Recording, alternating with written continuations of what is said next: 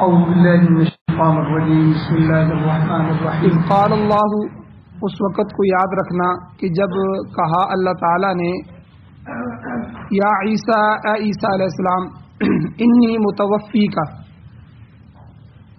بے شک میں تجھ کو قبض کرنے والا ہوں، ورافعک الیہ، اور میں اپنی طرف اٹھانے والا ہوں، ومطہرک، اور میں آپ کو پاک کرنے والا ہوں، من الذین کفروا، ان لوگوں سے جنہوں نے کفر کیا، کافروں سے میں آپ کو بچاؤں گا، وجاعل الذین اتبعوک، اور میں بنانے والا ہوں ان لوگوں کو جنہوں نے آپ کی اتباع کی، آپ کے متبعین کو، فوق الذین کفروا، کافروں سے اوپر، کب؟ الی یوم القیامہ، قیامت کے دن، ثم الیہ، پھر میری طرف، مرجعکم، تم سب کا لوٹنا ہے، فاحکم بینکم، پس میں تمہارے درمیان حاکم بنوں گا، فیصلہ کروں گا، فیما، ان چیزوں میں، کانوا فیہ تختلفون، جن میں تم اختلاف کرتے تھے، فاما الذین کفروا، پس بہرحال وہ لوگ جنہوں نے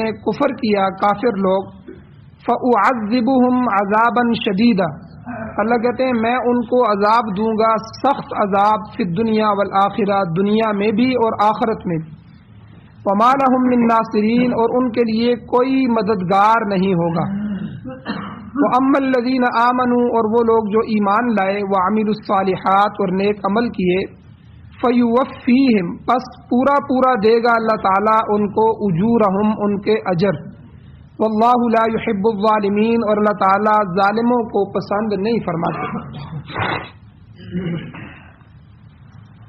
سورہ آل عمران کی آیت نمبر 55، 56 اور 57، 3 آیتیں تلاوت ہوئی تھیں، آپ نے اس کا ترجمہ بھی سنا، آج اس کا دوسرا درس ہے، ایک درس اس کا پہلے بیان ہو چکا ہے،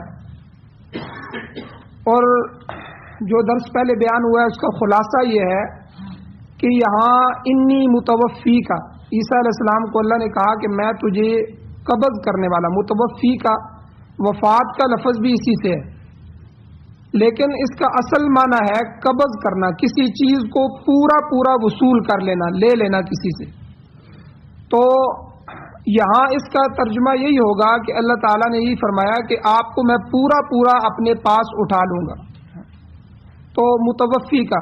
اور جو دوسرے دو معنی ہیں وہ مجازی معنی ہیں، حقیقی معنی اس کا یہی ہے کہ کسی چیز کو پورا پورا لینا، اور اس کی دلیل اگلی آیت میں آ رہی ہے کہ اما الذین آمنوا وعملوا الصالحات، جو لوگ نیک اعمال کرتے ہیں، ایمان لائے ہیں اور نیک عمل کیے ہیں، فیوفیہم، اللہ ان کو پورا پورا دے گا، اجورہم، ان کے اجر۔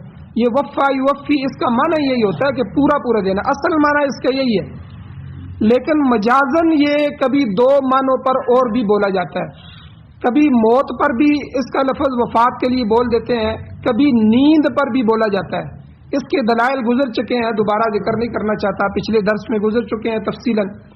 تو یہ جو ہم معنی لیتے ہیں نیند کے لیے یا موت کے لیے، یہ مجازن معنی ہوتا ہے۔ یاد رکھیں کہیں جو ہے معنی لیا جائے عربی کا، تو عربی لفظ کا جو اصلی معنی ہوتا ہے وہی لیا جائے گا۔ ہاں اگر اصلی معنی وہاں نہ چل سکتا ہو تو پھر مجازی معنی لیتے ہیں، جیسے کسی نے خاوند کو عورت کے لیے کہہ دیا یہ آپ کا مجازی خدا ہے۔ اب اعتراض کرنے والے نے کہا کہ تم نے اس کو خدا کیوں کہا ہے؟ تو وہ کہتا ہے میں نے حقیقی خدا نہیں کہا، حقیقی خدا تو ایک ہی ہے، وہ اللہ ہے، میں نے مجازی خدا کہا ہے کہ مجازن، یعنی مطلب یہ ہے کہ حضور علیہ الصلوۃ والسلام کے پاس صحابہ آئے اور صحابہ نے کہا کہ حضور ہم نے بہت سے سفر کیے ہیں، بہت سے بادشاہوں کو دیکھا ہے، بہت سی حکومتوں کو دیکھا ہے، وہاں کے لوگ اپنے بادشاہوں کے آ کے سجدہ کرتے ہیں، آپ تو دونوں جہان کے سردار ہیں، آپ ہمارے نبی ہیں، آپ ہمیں بھی اجازت دیا کریں ہم بھی تعظیماً آپ کے سجدے، عبادت تعبداً نہیں، عبادتاً نہیں، بلکہ تعظیماً ہم آپ کو سجدہ کیا کریں۔ تو حضور علیہ السلام نے وہاں یہ ایک جملہ ارشاد فرمایا تھا کہ حضور نے فرمایا کہ اگر اللہ کی ذات کے علاوہ کسی کے لیے سجدہ جائز ہوتا تو میں عورت کو کہتا کہ اپنے خاوند کو سجدہ کیا کرے، تو یعنی اس کے ہاں خاوند کا یہ درجہ ہے عورت کے سامنے۔ تو بہرحال کسی نے اس کو دیکھ کے کہہ دیا کہ مرد عورت کے لیے مجازن خدا ہے، تو یعنی حقیقی نہیں ہے، حقیقی معنی، اس لیے وہ فتوے سے بھی بچ جائے گا، बहरहाल ऐसे अल्फाज भी इस्तेमाल नहीं करने चाहिए। मिसाल इसलिए दी है समझ आ जाए कि हकीकी और मजाजी माने में क्या फ़र्क है, कि हकीकी माना असली माना होता है, कभी कभी मजाजन भी उसको इस्तेमाल कर देते हैं। तो यहाँ जो है असली माना मुराद हुआ है। अल्लाह कहते हैं ईसा मैं आपको पूरा पूरा वसूल कर लूँगा, पूरा पूरा उठा लूँगा, आपको आपके दुश्मनों के हाथों नहीं लगने दूँगा। तो कमो पेश 1,24,000 अंबिया में से हर एक नबी को सवाए ईसा अलैहिस्सलाम के मौत आई है, दुनिया से हो गए हैं। हमारे हुजूर भी इस दुनिया से तशरीफ़ ले जा चुके हैं, अभी दोबारा नहीं आ सकते। तो हुजूर को मकाम महमूद और बहुत से मकाम अल्लाह अता फरमाएंगे। तो लेकिन ईसा अलैहिस्सलाम का वाक़या एक अल्लाह ने ऐसा फरमाया कि बहुत से मौजिज़ात थे ईसा अलैहिस्सलाम के। एक मौजिज़ा तो यही था कि उनको बग़ैर बाप के पैदा किया गया, फिर माँ की गोद में वो बोले, फिर मिट्टी के परिंदे बनाते थे तो वो उड़ जाते थे, ठीक है। वो उबरी वल अकमहा वल अबरसा, और मादरजाद अंधे माँ के पेट से जो बच्चा अंधा पैदा होता है या बर्स की बीमारी वाला, उसको छूते तो वो ठीक हो जाता। और मुर्दे को जो है वो हियल मौता बिइज़्निल्लाह, अल्लाह के हुक्म से कहते खड़ा हो जा तो वो खड़ा हो जाता। ये सारे मौजिज़ात हज़रत ईसा अलैहिस्सलाम के हैं। तो वहाँ एक मौजिज़ा ये भी है कि इनको यहूदी जब गिरफ्तार करने के लिए आए तो अल्लाह ने उनके हाथों से बचा लिया और अल्लाह ने इनको पूरा पूरा जिंदा सलामत आसमानों पे उठा दिया। और आज भी ये आसमानों पर जिंदा मौजूद हैं और कुर्बे क़यामत को ईसा अलैहिस्सलाम दोबारा आएंगे और जो है वो इस ज़मीन पर हुजूर अलैहिस्सलातु वस्सलाम की एक उम्मती की हैसियत से आएंगे और हुजूर की शरीयत को पूरी दुनिया में गालिब करेंगे और इस्लाम की बहारें होगी और फिर उनकी शादी भी होगी, उनकी आगे औलाद भी होगी और फिर वो वफात पाएंगे। और तिरमिज़ी शरीफ की हदीस में है कि हुजूर ने फरमाया मेरे रोज़े में जो चौथी कब्र जो है वो हुजूर के साथ हज़रत ईसा अलैहिस्सलाम को दफन किया जाएगा। हुजूर ने फरमाया मेरे साथ वो दफन होंगे। तो बहरहाल ये इसमें मिर्ज़ाई, कादियानी और इसके अलावा कई और फ़िरके हैं और बिलखुसूस जो है यहूदी और ईसाई। वो कहते हैं कि यहूदी कहते हैं हमने उनको पकड़ के सलीब पर चढ़ा दिया था, वो पकड़े गए और मारे गए, वो मर गए हैं, वफात पा गए हैं, दोबारा आप वो नहीं आ सकते। और ईसाई कहते हैं उनका ये अकीदा है, वो कहते हैं कि वाकई ही यहूदियों ने पकड़ लिया था और इनको हमारे ईसा इस्लाम ने हमारे सब ईसाइयों की तरफ से कफ़ारा अदा किया सूली पर चढ़ के। यानी इतनी बदबख्त कौम है कि हमारे नबी ने खुद सूली पे चढ़ के हमारी सब की तरफ से गुनाहों का कफ़ारा दे दिया। अब हम आज़ाद हैं, अब सलीब जो है वो हमारे गले में रहेगी, बस सलीब को हम पूजेंगे। सलीब को वो पूजते हैं, इशारे करते हैं, तो जो है इसी को वो इबादत समझते हैं और कहते हैं ईसा अलैहिस्सलाम हमारा कफ़ारा दे चुके हैं, अब हमारे लिए कोई मसला नहीं। तो और कहते हैं फिर 7 घंटे तकरीबन वो वहाँ मुर्दा रहे, उनकी मैयत रही। 7 घंटे के बाद फिर वो जिंदा हुए, फिर उनको आसमानों पर उठाया गया। यानी दोनों तरह के अकीदे ईसाई रखते हैं कि यानी मर भी गए थे, कफ़ारा भी अदा कर दिया, फिर वो जिंदा किए गए, फिर आसमानों पर उठाए गए, अब वो दोबारा आएंगे। ये अकीदा भी ईसाइयों का है। तो बहरहाल अल्लाह ने इन आयतों से उनका रद्द किया है। और इसके अलावा कादियानियों की तरफ से, मिर्ज़ाइयों की तरफ से जो इस आयत की या दूसरी आयत की गलत तावील की जाती है, उसका जवाब भी मैंने पिछले दर्स में दे दिया है कि बेशुमार अहादीस मौजूद हैं, यानी सैकड़ों अहादीस जिनमें हुजूर अलैहिस्सलातु वस्सलाम ने खुद फरमाया, बकसरत हदीस हैं कि मसीह अलैहिस्सलाम दोबारा नाज़िल होंगे, उनके नाज़िल होने की जो है अहादीस मौजूद हैं। और मसले ख़त्म नबूवत पर जो वज़ाहत थी तो वो मैंने पीछे बयान कर दी है। उलमाए उम्मत ने इस मसले में ख़त्म नबूवत के मसले में कि हुजूर आखिरी नबी थे, या हुजूर जो है कि नबियों को ख़त्म करने वाले इस सिलसिले को ख़ातमुन नबिय्यीन है, अब नबियों का सिलसिला बाकी नहीं रहेगा, हुजूर के बाद कोई नबी नहीं आएगा। इस पर जो है हर तरह से उलमाए उम्मत ने रद्द भी किया है और बड़े बड़े मुनाजरे भी हुए हैं और बड़ी बड़ी किताबें भी लिखी गई हैं। मौलाना सैयद अनवर शाह काश्मीरी रहमहुल्लाह हमारे बड़े अकाबर में से, बड़े हजरात में से गुजरे हैं। 20 साल तक दारुल उलूम देवबंद के मदरसे में शेखुल हदीस रहे हैं। उन्होंने ख़त्म नबूवत पर फ़ारसी में बहुत एक उम्दा किताब लिखी है। तो आपका इल्म चूँकि ज़्यादा गहरा था, अमीक था, इसलिए किताब ज़रा मुश्किल है, मगर कादियानियों के बड़े अच्छे तरीके से उन पर रद्द किया गया। और इसी तरह हयात मसीह पर अरबी और उर्दू की बहुत सी किताबें हैं, ان میں مسئلے کی پوری تحقیق موجود ہے، وضاحت موجود ہے۔ مفتی محمد شفیع صاحب رحمہ اللہ، مفتی تقی عثمانی صاحب کے والد جو تھے، انہوں نے اپنی کتاب میں عیسیٰ علیہ السلام کے دوبارہ نزول کے متعلق 100 حدیثوں کا ذکر کیا ہے۔ تو یہ تواتر کا درجہ رکھتی ہیں، یعنی متواترن حدیث ہے، ان کا انکار نہیں کیا جا سکتا۔ تو یہ نہایت ہی عمدہ کتاب ہے۔ اس کے علاوہ بھی بڑے جو ہے اور جو ہے ہمارے زمانے کے علماء میں سے بھی، اور پرانے مولانا ابو الحسن علی ندوی رحمۃ اللہ علیہ نے عربی زبان میں ایک کتاب لکھی القادیانیہ، مشرق وسطیٰ میں اس مسئلے کو سمجھنے کے لیے اس سے بڑی مدد ملی ہے، عربوں کے اندر بھی یہ کتاب پڑھی جاتی ہے۔ تو یعنی یہ ہمارے علماء نے قادیانیت کے بارے میں بڑا کام کیا ہے۔ تو یاد رکھیں یہ بڑا اہم مسئلہ ہے، مسئلہ ختم نبوت۔ مرزائی جو ہیں اس پہ آ کر جو ہے وہ ہمارے نوجوانوں کو بہکاتے ہیں، کبھی لڑکی کی لالچ دی، کبھی باہر کے ویزے کی لالچ دی، کبھی پیسے کی لالچ دی، ٹھیک ہے، مختلف لالچوں کے اندر جو ہے رکھ کر، ابھی کچھ ساتھی مجھے بتا رہے تھے ہمارے یہ چک مظفر آباد محلے میں 6-7 بندے قادیانی موجود ہیں، ہمیں پتہ ہی نہیں ہے، وہ تو ووٹر کی لسٹ آئی تو اس سے پتہ چلا، اور کئی پہلے سنی تھے اور ان کو باہر کے ویزے ملے، آج وہ گاڑی بنگلے اور کار کے لیے انہوں نے ایمان بیچ دیا، حضور علیہ السلام کی ختم نبوت پر سودا کر لیا۔ تو اگر ہم اپنی اولادوں کی فکر نہیں کریں گے، یہ مسئلہ ان کو نہیں سمجھائیں گے، تو ہم تو ان سے بات ہی نہیں کرتے اپنی اولادوں سے، کبھی دین کی کوئی بات نہیں کی۔ وجہ کیا ہے کہ ہم خود دین نہیں سیکھے ہوئے۔ اب آپ نے یہ مسئلہ یہاں سنا ہے، جا کر گھر میں کریں مسئلہ، اپنی بیوی کو بتائیں، اپنے بچوں کو بتائیں کہ مسئلہ ختم نبوت یہ ہے۔ اور قادیانی پوری دنیا میں یہ محنت کر رہے ہیں کہ نوجوانوں کو جو ہے ورغلا کر، ان کو لالچ دے کر، ٹھیک ہے، اور کسی طرح بھی جو ہے ان کو قادیانیت کی طرف لایا جا رہا ہے۔ تو بہرحال ہمارے علماء نے یہاں بڑا رد کیا ہے، اور قرآن مجید نے اس مسئلے میں واضح دلائل دیے ہیں، اور آگے آئے گا وما قتلوہ وما صلبوہ، اللہ کو صاف فرماتے ہیں نہ ان کو قتل کیا گیا نہ ان کو پھانسی چڑھایا گیا۔ تو عیسیٰ علیہ السلام کو وہ نہ قتل کرنے میں کامیاب ہو سکے، نہ سولی دینے میں کامیاب ہو سکے، اور نہ ہی ان کی طبی موت واقع ہوئی ہے، بلکہ بر رفعہ اللہ الیہ، اللہ تعالیٰ نے انہیں صحیح سلامت باعزت اپنی طرف اٹھا لیا ہے۔ تو اس آیت سے بھی یہی بات آتی ہے کہ انی متوفی کا جو یہاں آتا ہے، تو اس میں یہی ہے کہ اے عیسیٰ میں تمہیں زندگی دوں گا، اٹھاؤں گا، اور پھر اس کے بعد جب آپ واپس آئیں گے تو پھر واپس زندگی گزار کے آپ کی اولاد بھی ہوگی، پھر آپ کی موت آئے گی، پھر آپ کو وفات دی جائے گی۔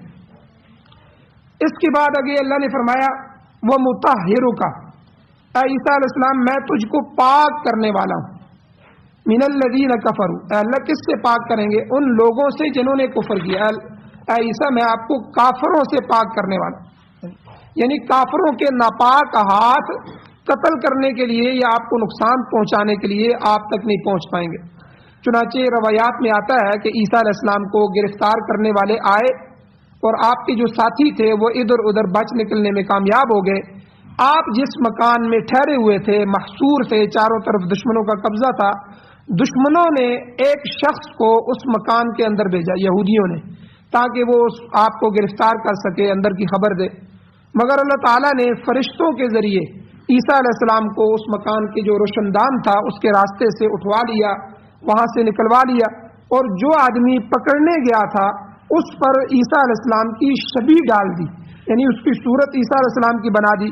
قرآن کہتا ہے وَلَكِنْ شُبِّهَ لَهُمْ، ان کے لیے وہ عیسیٰ علیہ السلام کا سلسلہ مشابہ ہو گیا، شبہ ڈال۔ وہ شخص کافی دیر تک تلاش کرتا رہا، پھر جب خود باہر نکلا تو لوگوں نے اسے ہی مسیح سمجھ لیا اور پکڑ لیا۔ اس نے بڑا شور مچایا میں عیسیٰ نہیں ہوں، میں مسیح نہیں ہوں، مگر اس کی بات کون سنتا تھا؟ پھر اس کو جا کر سولی پر لٹکا دیا اور کہا کہ ہم نے عیسیٰ کو سولی پر لٹکا دیا۔ یہ قرآن مجید کی طرف سے وضاحت موجود ہے۔ عیسیٰ علیہ السلام کی ذاتی حفاظت کے علاوہ اللہ تعالیٰ نے ایک خوشخبری بھی ان آیات میں ان کو دی، فرمایا وَجَاعِلُ الَّذِينَ اتَّبَعُوكَ، اے عیسیٰ میں آپ کے متبعین کو، یعنی آپ کے ماننے والوں کو، فوق الذین کفروا، کافروں سے بلند کروں گا، الی یوم القیامہ، قیامت کے دن۔ تو یعنی گویا اللہ تعالیٰ نے عیسیٰ علیہ السلام سے وعدہ فرمایا کہ تیرا اتباع کرنے والے جو ہوں گے قرب قیامت تک کفار پر غالب رہیں گے۔ اب آپ غور فرمائیے کہ اتباع کرنے والے کون ہیں اور کفر کرنے والے کون ہیں۔ عیسیٰ علیہ السلام کے متبعین میں 2 گروہ آتے ہیں، پہلا گروہ پہلا درجہ آپ کے ابتدائی دور کے حواریوں کا ہے، جو اس وقت کے اس زمانے کے عیسائی تھے، جو آپ پر ایمان لائے، آپ کو خدا کا سچا نبی تسلیم کیا۔ موجودہ مسلمان بھی اسی گروہ میں آتے ہیں، کیونکہ یہ بھی حضرت عیسیٰ علیہ السلام کو بلکہ تمام انبیاء کو جو ہے نبی مانتے ہیں، ان پر ایمان رکھتے ہیں، تو یہ کامل متبعین ہے۔ البتہ متبعین کا دوسرا گروہ نصارہ کا ہے، عیسائیوں کا، جو موجودہ عیسائی ہیں، جو اگرچہ کامل متبعین نہیں ہیں مگر وہ عزت تو کرتے ہیں۔ تو بہرحال اللہ کا وعدہ یہ ہے کہ ان دونوں گروہوں کو اللہ تعالیٰ قیامت کے قریب تک غالب رکھے گا۔ تاریخ گواہ ہے، آپ تاریخ کو دیکھ لیں کہ دنیا میں آج تک مسلمان یا عیسائی ہی غالب رہے ہیں۔ مسلمانوں کے تقریباً 65 کے قریب ممالک ہیں پوری دنیا میں، 65 کے قریب ملک ہیں، اور عیسائیوں کے تقریباً جو ہے 80-90 کے قریب ملک پوری دنیا میں موجود ہیں۔ تو مسلمان اور عیسائی اتنی زیادہ تعداد میں آج تک مسلمانوں میں دنیا میں موجود ہیں، تو یہ گویا کہ اللہ تعالیٰ کا ایک طرح کا ان سے وعدہ ہے۔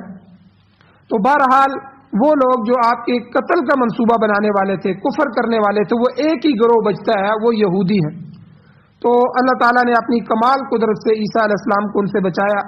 اب کچھ عرصہ پہلے تک یہودی مغلوب رہے ہیں، پوری دنیا میں اللہ نے ان کو غالب نہیں کیا، پوری دنیا میں ان کا کوئی وطن نہیں تھا، ان کی کوئی حکومت نہیں تھی۔ آپ اندازہ لگائیں، آسمانی لحاظ سے وہ سب سے پرانا مذہب ہے۔ موسیٰ علیہ السلام جو ہے وہ عیسیٰ علیہ السلام سے بھی 1800 سال جو ہے وہ پہلے آئے ہیں۔ تو ہونا یہ چاہیے کہ عیسائیوں کی اگر ہمارے 50 سے زیادہ ممالک ہیں، 60 ممالک ہیں، اور عیسائی ہم سے 600 سال پہلے آئے ہیں عیسیٰ علیہ السلام، تو ان کے اگر 100 کے قریب ممالک ہیں تو یہودیوں کے 150 ہونے چاہیے یا ان سے کے برابر ہونے چاہیے۔ لیکن اللہ نے یہودیوں کو پوری دنیا میں ایسا ذلیل کیا کہ اسرائیل بننے سے پہلے ٹھیک ہے، پوری دنیا میں یہودیوں کا اپنا کوئی ملک نہیں تھا، پوری دنیا میں اللہ نے اس قوم کو ذلیل کیا۔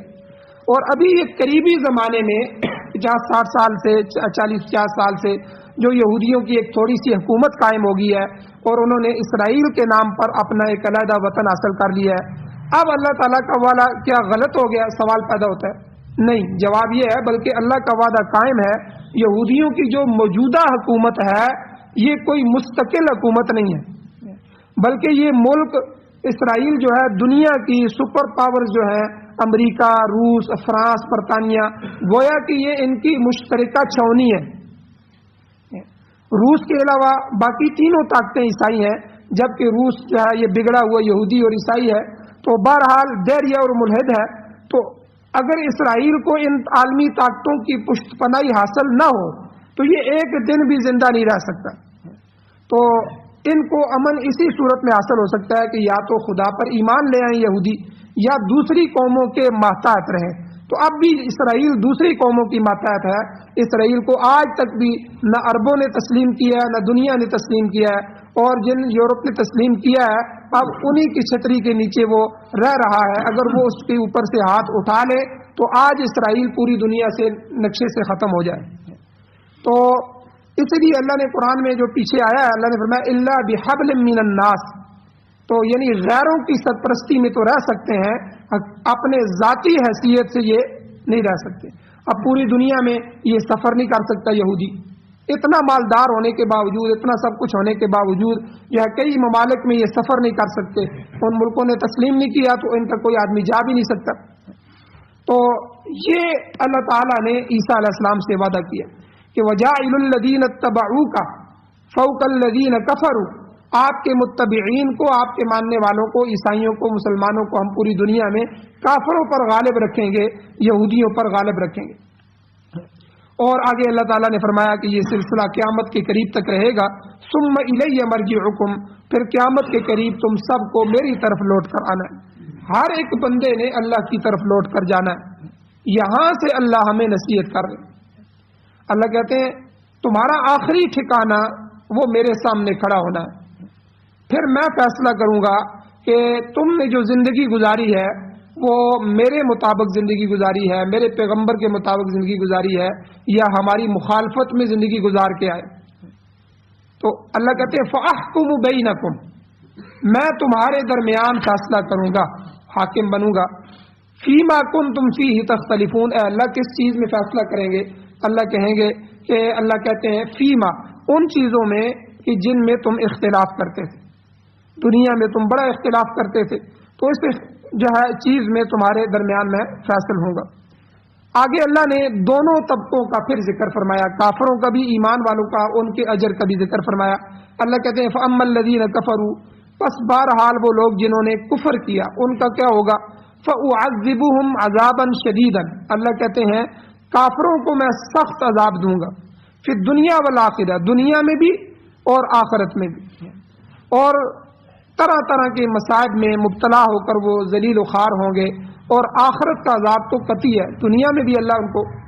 آپ اگر بڑے بڑے کافروں کا انٹرویو پڑھیں، یہ جو گلوکار ہیں، اداکار ہیں، ان کے بڑے بڑے سرمایہ دار ہیں جو کافروں کے اندر، یہودیوں میں، عیسائیوں میں، مرنے سے پہلے جو انہوں نے انٹرویو دیے یا خودکشی کرنے سے پہلے، اکثر ان میں سے خودکشی کی ہے، حالانکہ ان کے پاس سینکڑوں گاڑیاں تھیں جب مرے، اور بے شمار بلڈنگیں تھیں، ٹھیک ہے، اور بے شمار کوٹھیاں تھیں، محلات تھے، سب کچھ دنیا کی آسائشیں موجود تھیں، اس کے باوجود انہوں نے اندرونی سکون نہ ملنے کی وجہ سے اور خودکشی کر کے وہ اپنے آپ کو انہوں نے ختم کیا ہے، اور جاتے جاتے انہوں نے کئی باتیں لکھی۔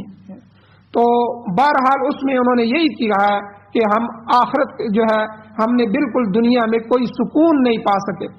تو یاد رکھیں، اسباب اور چیز ہے، سکون اور چیز ہے۔ ایک آدمی جو ہے نیند کرنے کے لیے بیڈ حاصل کرتا ہے، اب وہ بیڈ سونے کا بھی بنا لے، نیند تو بیڈ کے اندر نہیں ہے، نیند تو اللہ کے خزانوں میں۔ کتنے لوگ ہیں جو غریب ہیں، جہاں پڑھتے ہیں وہیں سو جاتے ہیں، اور اتنی پکی نیند سوتے ہیں کہ پھر ان کو پتہ ہی نہیں چلتا کیا ہو رہا ہے کیا نہیں۔ اور کتنے امیر ایسے ہیں کہ جن کے محلات ہیں، اے سی لگے ہوئے ہیں اور ہیٹر لگے ہوئے ہیں، اور بیڈ جو ہے نرم نرم صوفے ہیں، ہر چیز ہے، لیکن پوری رات گولیاں کھا کے سوتے ہیں، نیند پھر بھی نہیں آتی۔ تو اس لیے اسباب کے اندر ہم نے سکون تلاش کیا، اسباب کے اندر، اور مسبب الاسباب جو ذات ان اسباب کو بنانے والی ہے اس کی طرف توجہ ہی نہیں کیا۔ حالانکہ اللہ قرآن میں کہتے ہیں الا بذکر اللہ تطمئن القلوب، تمہارے دلوں کا جو قلب کا سکون ہے وہ میرے ذکر میں ہے، میری یاد میں ہے، میری نماز میں ہے، میرے سجدے میں ہے، جو میری عبادات ہیں ان کے اندر۔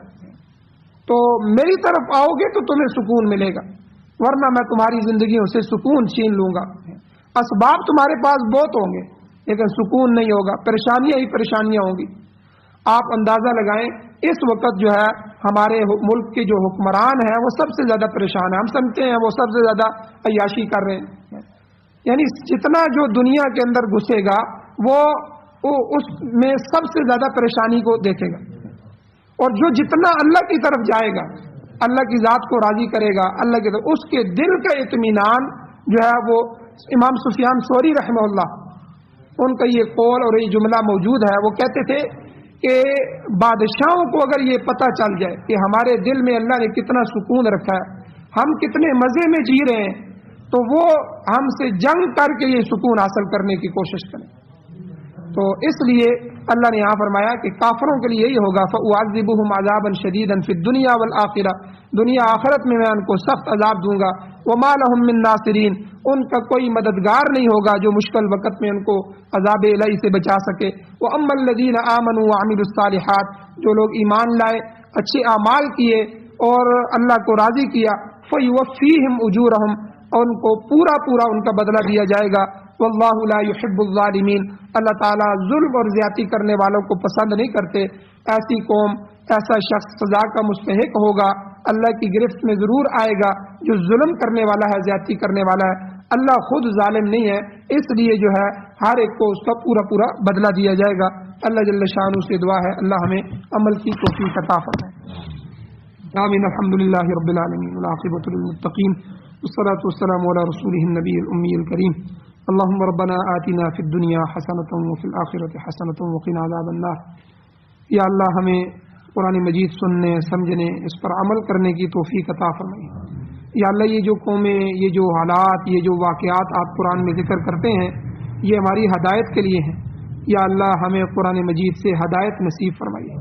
یا اللہ قرآن کی تلاوت کرنے کی توفیق نصیب فرمائیے۔ یا اللہ اپنا ذکر نصیب فرمائیے، اپنی یاد میں مستی نصیب فرمائیے۔ یا اللہ حضور نے فرمایا کہ اللہ کو ایسا یاد کرو لوگ آپ کو مجنون کہنے لگے، یہ پاگل ہو گیا، مجنون ہو گیا۔ یا اللہ اپنی یاد میں ہمیں دیوانگی نصیب فرمائیے، یا اللہ اپنی ذات کے ساتھ تعلق نصیب فرمائیے، یا اللہ دنیا کو بقدر ضرورت ہمیں عطا فرمائیے، یا اللہ اس کو وسعت کے ساتھ عطا فرمائیے، خیر اور حلال کا رزق حلال وافر عطا فرمائیے یا اللہ، لیکن دنیا کی وجہ سے ہمیں تباہ نہ فرمائیے۔ یا اللہ اس کو ہمارے دل کے اندر ایسی جگہ نہ فرمائیے کہ آپ سے محروم فرما دے۔ یا اللہ جو حضرات ایمان کی حالت سے جا چکے ہیں ان سب کی بخشش فرمائیے۔ ہماری مسجد میں بہت سے بزرگ اس دنیا سے جا چکے ہیں، یا اللہ ان سب کی بخشش فرمائیے، بلند درجات عطا فرمائیے۔ یا اللہ ہم سب کو بھی قبر حشر آخرت کی تیاری نصیب فرمائیے۔ یا اللہ جو حضرات بیمار ہیں ان کو شفاء کاملہ عاجلہ مستمرہ عطا فرمائیے۔ صلی اللہ تعالی علی خیر خلقہ محمد وآلہ وصحبہ اجمعین برحمتک یا ارحم الراحمین۔